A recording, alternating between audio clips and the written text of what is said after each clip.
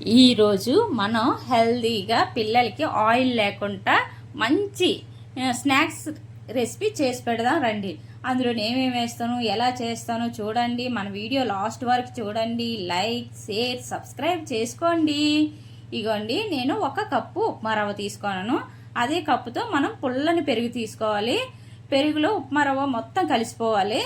ఇలాగా మొత్తం అసలు పొడి పొడిగా ఎక్కడ లేకుండా పెరుగులో కలిసిపోయింది కదా. ఇప్పుడు మూత పెట్టుకొని కాసేపు పక్కన పెట్టుకుందాం. కాసేపు అంటే ఒక 5 నిమిషాలు. అదే కప్పుతో మనం అటుకులు తీసుకుందాం. అటుకులు కూడా ఇందులో యాడ్ చేస్తున్నాం. అటుకులు కూడా చాలా మంచిది.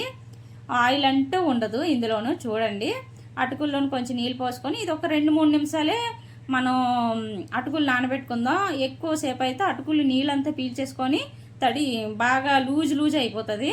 అందుకే మనకు అలా కాకుండా ఒక 2-3 నిమిషాలు నానబెట్టుకుందాం అటుకుల్ని. ఇందాకలా పెరుగులోను ఉప్మా రవ్వ వేసాం కదా, పెరుగులోను బాగా నానింది కదా ఉప్మా రవ్వ. అందులోనే అటుకులు కూడా శుభ్రంగా నీళ్ళన్నీ పిండేసుకొని వేసేసుకున్నాం కదా. అందులోనే రుచికి సరిపడంత ఉప్పు, కొంచెం వంట సోడా, కొంచెం జీలకర్ర వేసుకొని మొత్తం మూడు ఆ ముద్దలోని కలిసిపోయేటట్టు కలిపేసుకొని చిన్న చిన్న బాల్స్లా చేసుకొని ఇలాగ ఆవిరి కుడుములాగా ఉడికించుకుందాం. చాలా బాగుంటాయండి. ఇలాగా పిల్లలకి ఎక్కువ ఆయిల్ ఫుడ్ అది పెట్టకూడదు అనుకుంటాం కదా మనం. ఇలా చేసి పెడితే పిల్లలు ఏమైనా కొంచెం వెరైటీ చేసి పెడితే తింటారు కదా బాగాను. అందుకని నేను వెరైటీగా ఏదో ఒకటి ట్రై చేస్తుంటాను. దీన్ని కూడా వెరైటీగా ఇలాగా ట్రై చేశానండి. ఎప్పుడు దోశలు అవి కాదు కదా, ఇలా కూడా ఒకసారి ట్రై చేద్దామని ట్రై చేశాను. బాల్స్ బాగా ఉడికిపోయినాయి కదా. ఇలాగైనా తినేవచ్చు. మనం పల్లీ చట్నీ, టమాటా చట్నీలోను లేకపోతే సాంబార్లోను అలా వేసుకొని కూడా తినవచ్చు.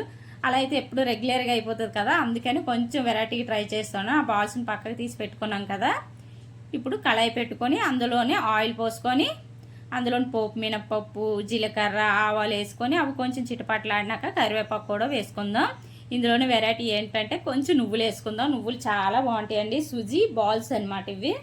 సుజీ బాల్స్లోని ఇప్పుడు మనం కొంచెం నువ్వులు కూడా వేసుకున్నాం. చూడండి, 1 స్పూన్ నువ్వులు వేసుకుందాం. 1 స్పూన్ సగం కారం కూడా వేసుకుందాం. కారం కూడా ఉండాలి కదా.